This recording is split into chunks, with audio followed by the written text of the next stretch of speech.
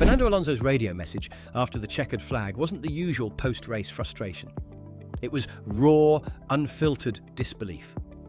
The cadence almost as if he had witnessed an injustice too obvious to ignore. And in many ways, he had.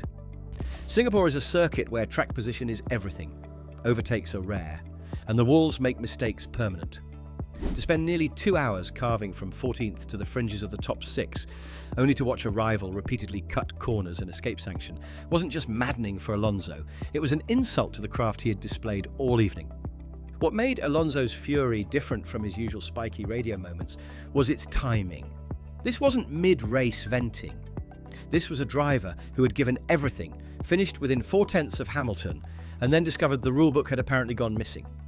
Fans who scoured timing sheets could see Hamilton dropping pace in the final laps, but the cameras told no story.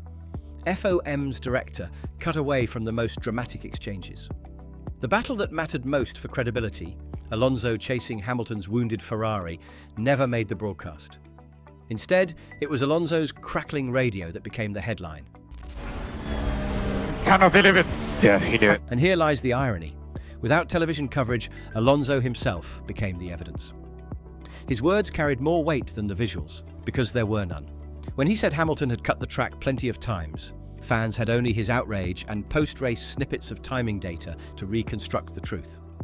That gap between what happened on track and what was shown on screen is what made this moment explode. It wasn't just Alonso versus Hamilton. It was Alonso versus perception, Alonso versus governance, and Alonso versus the silence of the FIA. But the question is, was Alonso right to direct his fury at Hamilton? Or was the real fault with Ferrari's chronic braking failures that left their star driver with no choice but to survive by breaking the rules? To understand why Hamilton cut corners in those closing laps, you need to examine Ferrari's braking philosophy in 2025. Throughout this regulation cycle, the SF25 has developed a reputation for fragility under heat. The telltale code word has been LCO, lift and coast, a radio message Ferrari drivers now hear almost every race. It's not a marginal gain tactic, it's survival. By instructing drivers to brake early, lift off throttle and let the car roll before applying pressure, Ferrari reduces peak brake temperatures by as much as 150 degrees Celsius per lap. The trade-off is obvious: lap time sacrificed, tyre temperatures cooled, rhythm broken. But without it, the SF25 routinely risks fade and even brake fires. In Singapore, those warnings came earlier than usual. Telemetry captured Hamilton braking nearly 12 metres earlier into turn 14 compared to Leclerc on the same stint. That is an eternity at this level, roughly 3/10 lost in a single corner phase. By lap 57, the numbers spiked. The left front disc peaked above 900 degrees Celsius, and onboard cameras briefly caught the glowing orange flare inside the wheel rim. Ferrari's engineers knew the risk. Once the carbon exceeds its operating window, the bite becomes inconsistent. Pedal travel lengthens, and braking distances balloon. Hamilton wasn't just losing lap time, he was running out of car. The solution he chose was brutal but logical. Rather than risk retiring with total brake failure, Hamilton cut across chicanes, straight-lining the corners to relieve load. In theory, that gave him the margin to limp home. In practice, it meant exceeding track limits repeatedly, visibly, and, according to Alonso, unfairly. Here's where the controversy deepens. The FIA logged those off-track excursions but issued no immediate penalties. The timing sheets showed Hamilton ahead of Alonso. To the outside world, it looked legitimate. To Alonso, it was a breach of racing's most basic code. If you leave the track and gain an advantage, you must give the place back. But why did the FIA let it slide? Was it incompetence, inconsistency, or quiet recognition that punishing Ferrari's wounded car would tilt the constructors' balance? That's where this story leaves the technical and enters the political. Track limits aren't a grey area in Singapore. The white lines at Marina Bay are bordered by walls, and in the corners where Hamilton cut across, the rules are unambiguous. Leaving the track without losing time equals an advantage. Normally, the penalty is automatic. 5 seconds for repeated abuse, with harsher sanctions if the driver persists. Yet, as Hamilton wrestled his Ferrari home with failing brakes, the FIA remained silent. No investigation noted, no incident involving car 44 flashed on the timing graphics. To the casual fan, it looked routine. To Alonso, and to insiders in the paddock, it looked like selective blindness. This wasn't just about a single position. By finishing ahead of Alonso, Hamilton banked 8 points instead of 6. In a constructors' fight where Ferrari trailed Mercedes by just 2 points before Singapore, those 2 points could swing millions in prize money. Extend the projection over the final 7 races, and a single misjudged penalty could alter not only financial distributions, but also the strategic weight teams carry into development for 2026. And here lies the controversy. Did the FIA avoid penalising Hamilton because the infraction occurred under mechanical duress? Or because Ferrari's political leverage remains stronger than Aston Martin's? Paddock whispers after the race hinted at both interpretations. Some stewards reportedly argued that Hamilton's off-track excursions did not materially alter the finishing order, an interpretation that stretches the wording of Appendix L of the International Sporting Code. Others pointed out that Alonso never physically cleared Hamilton on track, meaning the Spaniard was always chasing rather than robbed. But that logic collapses under scrutiny. Telemetry showed Alonso closing at 0.4 per lap once Hamilton's braking distances ballooned, a rate of gain that would have carried him past within 2 tours had Hamilton not resorted to cutting chicanes. For Alonso, that was the essence of his fury. He wasn't beaten by pace, strategy, or even luck. He was beaten by governance, the key, or lack thereof.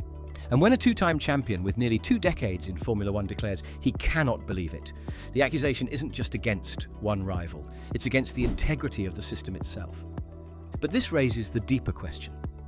If the FIA is willing to overlook Ferrari's survival tactics under the floodlights of Singapore, how consistent can fans expect enforcement to be when the title itself hangs in the balance? Fernando Alonso has built his reputation on relentlessness. Even at 43 years old, in a car that cannot fight for wins, he treats 7th place as though it were a podium. That is what made his Singapore drive so compelling. He fought wheel to wheel from 14th on the grid, pulled off overtakes the broadcast never showed, and managed his soft tyres long enough to make strategy work.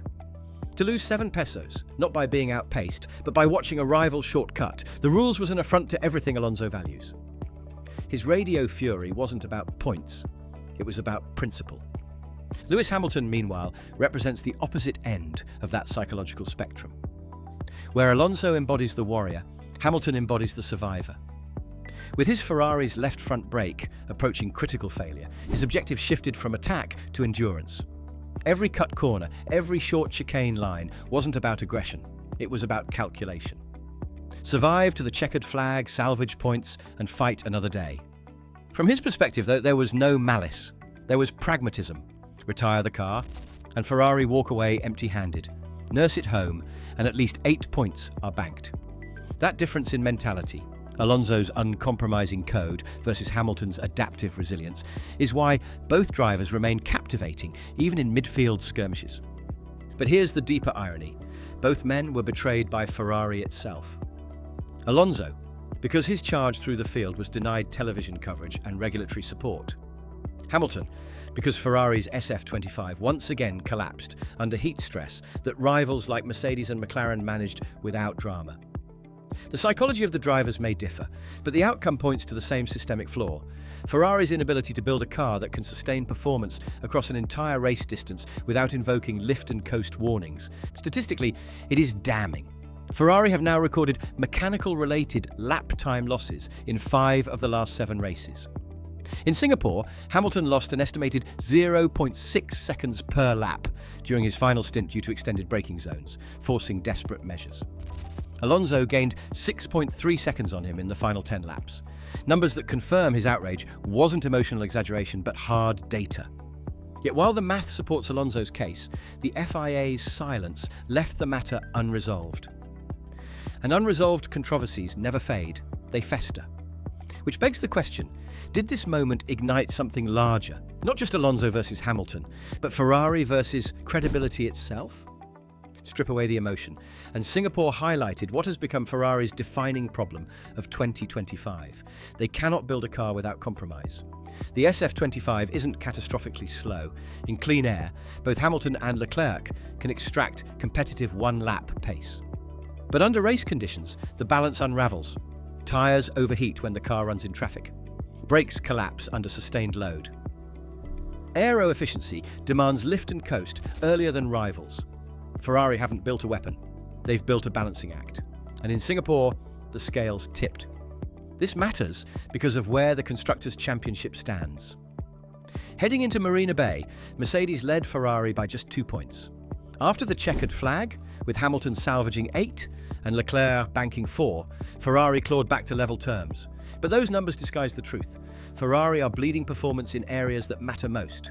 Since Baku, they've conceded an average of 0.38 seconds per lap to Mercedes across race stints. They've also recorded 3 separate instances of brake fade, 2 with Hamilton and 1 with Leclerc. When translated into championship projections, those failures equate to a potential deficit of 25 points over the remaining rounds, a margin that could decide second versus third in the standings. That is why Alonso's outrage resonated so deeply. It wasn't just a veteran fighting for 7th. It was a mirror held up to Ferrari's shortcomings. A car that should have consolidated Peso 6 and Peso 7 instead required desperate measures just to survive. And in a midfield, this competitive desperation is fatal. McLaren continue to outscore Ferrari on consistency. Aston Martin, though still volatile, have Alonso's ability to drag results higher than the car deserves. Red Bull and Mercedes remain structurally stronger. Ferrari sit in the middle, not fast enough to challenge, not reliable enough to consolidate. Yet the political shield Ferrari still carries may protect them in ways smaller teams can't match. Alonso's case at Singapore demonstrates it. Track limits that would normally be punished were overlooked. A brake failure that exposed systemic design flaws was reframed as a valiant recovery. The scoreboard shows Ferrari rescued points. The deeper analysis shows a team walking a razor's edge. And here's the cliffhanger. What happens when that razor snaps during a title-defining race? Singapore 2025 isn't the first time Formula One has been split by an FIA decision, or lack of one. Track limits controversies stretch back decades, but 3 moments stand out as eerie precursors to Alonso's frustration. First, Austria 2019. Max Verstappen muscled past Charles Leclerc at turn 3, running wide and forcing Leclerc off the racing line. The move went unpunished, sparking uproar among fans who argued the FIA had abandoned consistency. Then, Bahrain 2021. Lewis Hamilton himself cut Turn 4 repeatedly to manage tyre life and maintain track position over Verstappen, with no penalty until Verstappen tried the same manoeuvre in battle. Finally, Monza 2022, when the race finished behind a safety car after a muddled application of procedures, technically correct but devastating for perception. Each case carried the same DNA, fans left questioning whether rules applied equally or whether circumstance dictated enforcement. Singapore now joins that lineage. Hamilton's brake crisis placed him in an impossible position: obey the track limits and likely retire, or cut corners to save the car. Yet the precedent says the advantage gained should not stand. By ignoring it, the FIA has once again introduced uncertainty into a championship narrative that should be defined by performance, not politics. Even the mechanical side has historical echoes. Ferrari themselves know the pain of brake-induced heartbreak. In Canada, 2010, Alonso watched as Vettel and Hamilton surged past him when Ferrari miscalculated brake cooling. In Bahrain 2020, Leclerc's brake-by-wire failure ended his podium charge within sight of the flag. And stretching further back, Nigel Mansell's 1987 retirement in Hungary due to wheel nut issues serves as a reminder. Even a brilliant drive can vanish when reliability falters. Alonso's fury in Singapore wasn't just about this weekend. It was the weight of history pressing down. The danger is clear. If fans cannot trust that rules will be applied consistently, and if Ferrari cannot trust their machinery to endure, then every lap becomes a lottery. And in Formula One, lotteries don't crown champions, they create they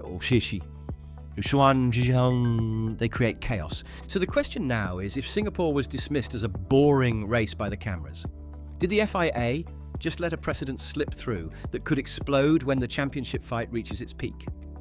For all the noise about Alonso's outrage, the real spotlight after Singapore should fall on Ferrari themselves. Because while Hamilton's brake collapse stole the headlines, the bigger story was how differently the two Ferrari drivers navigated the same race, and what that says about the team's direction. Charles Leclerc finished in the points, yes, but his drive was defined by compromise. Radio messages throughout the night were littered with lift and coast instructions, with Leclerc at one stage complaining, "We are braking 200 metres early all the time." He obeyed, contained, managed. Hamilton, by contrast, pushed until the car broke beneath him. The contrast is telling. One driver protects the car, The other forces it past its breaking point. Both approaches yielded points, but the optics tell a different story. Leclerc looks like the company man, Hamilton the outsider, refusing to adapt. And in a season where Ferrari promised Hamilton freedom to reshape their technical philosophy, Singapore felt like the moment that contract began to strain. Engineering data supports the split.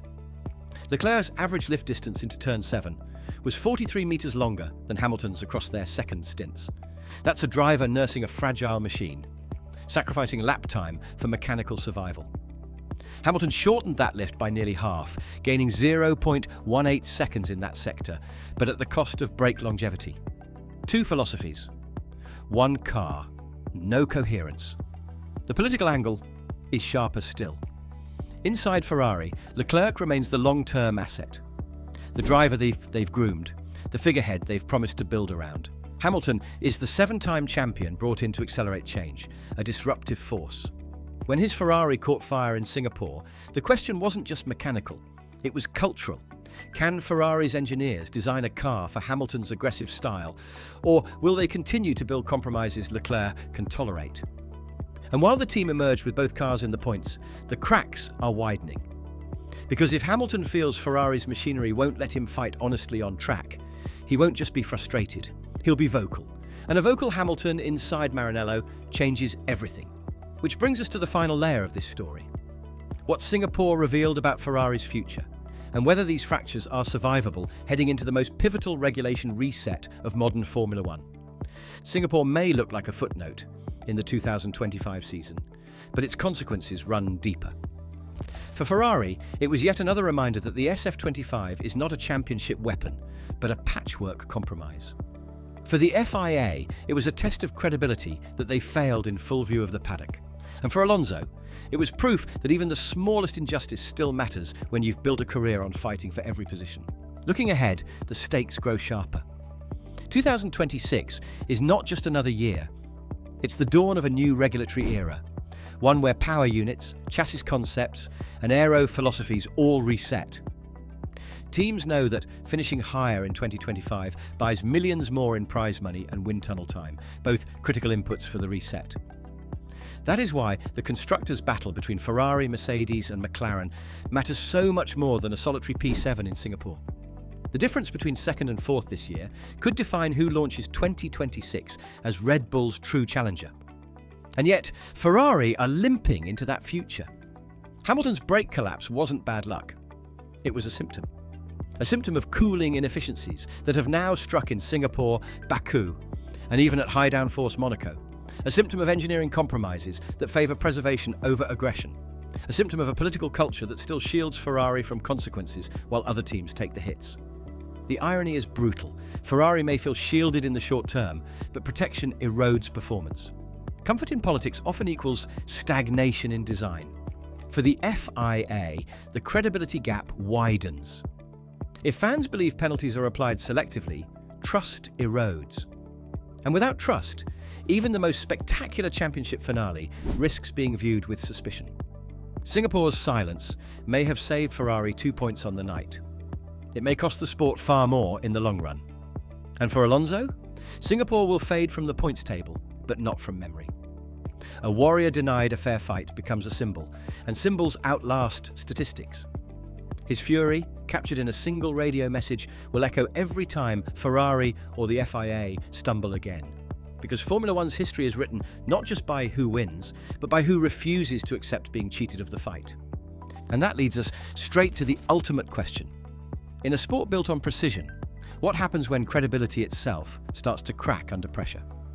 When you strip the noise away, Singapore was less about who finished 7th or 8th and more about what those laps revealed. Alonso's fury wasn't simply the tantrum of a veteran chasing scraps. It was the voice of integrity, the demand that even in the midfield, the rules should matter. Hamilton's drive, meanwhile, showed the brutal pragmatism of a survivor. His Ferrari was disintegrating beneath him, and yet he found a way to salvage points. Two contrasting philosophies, one unifying truth. Ferrari's SF25 isn't capable of sustaining either. The political layer cannot be ignored. The FIA's decision not to penalise Hamilton added 2 points to Ferrari's tally and, perhaps unintentionally, sent a message to the paddock. Rules bend. Context matters. Enforcement is flexible. But in a championship, where every lap time delta, every pit stop delay, every single point is scrutinised, that flexibility risks credibility. It risks trust. And as Formula One marches toward the 2026 regulation reset, credibility is currency. Ferrari's technical survival tactics may scrape results today, but when billions in investment and development time hinge on fair play, can the sport afford perception gaps this large? If Singapore looked like a boring race, it was only because the cameras missed the real drama. Ferrari's machinery faltering, Hamilton's desperation exposed, Alonso's fire still burning, and the FIA looking away. So here's the question. Was Singapore proof that Ferrari's political insulation still shields them in ways others cannot match? Or was it the moment fans finally saw how fragile that shield really is? Is this the last echo of an old Ferrari era? Or the warning shot that Maranello must tear itself down before 2026 if it wants to rise again? Because the numbers don't lie, every 2 points saved in 2025 translates to development hours banked for 2026. Every inconsistency left unpunished multiplies under championship pressure, and every unresolved controversy, like Alonso's "I cannot believe it" radio, will hang over the paddock until the next crisis erupts.